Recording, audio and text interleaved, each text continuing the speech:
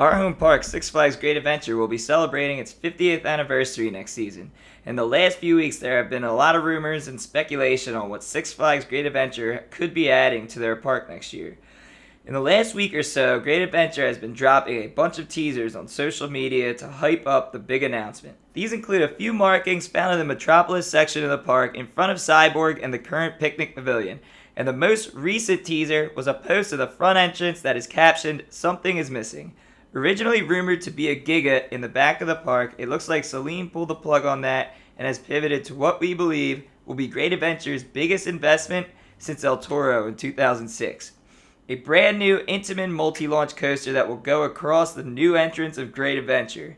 We've seen other parks do this, such as Cedar Point with Gatekeeper, Carowinds with Fury 325, which is really awesome to see when entering the park and adds to the ride experience and the experience at the park overall. This would be the first park in the Six Flags chain to do something like this. Now there is plenty of space on both sides of the park entrance. The majority of the ride would go behind Cyborg where the picnic pavilion is. It would probably be easy to move the picnic pavilion elsewhere in the park. It would also not surprise me if Cyborg got removed, even though it's only a few years old. It's definitely one of the least popular rides and has been a huge disappointment since opening. Now for the other side of the park. There's plenty of space for a little turnaround section. It would also not be a surprise if they removed the go-karts to make room. Six Flags St. Louis removed theirs in 2020, so it's a possibility. Now for the speed and height, nobody really knows. And if we had to guess, it would be a speed between 60 and 70 miles per hour, as that is the average speed of a lot of recent Intamin launch coasters such as Velocicoaster, Pantheon, Taiga, and Tutatis. For theming, the Flash would make sense, being that is the Metropolis section of the park, and Six Flags rarely does original themes for rides these days without opting for their DC IPs.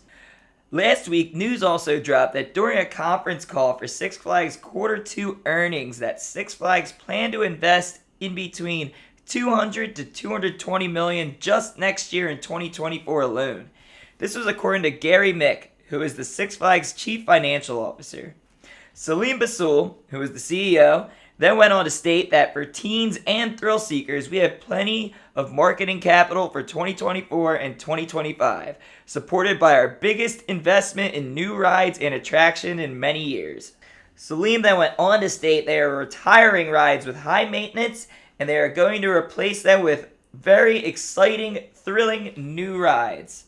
Now, Cyborg is, or at least it was, down quite a bit in the last several years since it opened. Now, with all this new information coming out of the Six Flags Q2 conference call, this has us leading even closer to the fact that Six Flags Great Adventure could very well be getting an Intamin multi-launch that goes right over the entrance of the park, fam. Again, this is all speculation, and we heard this will be announced around Labor Day.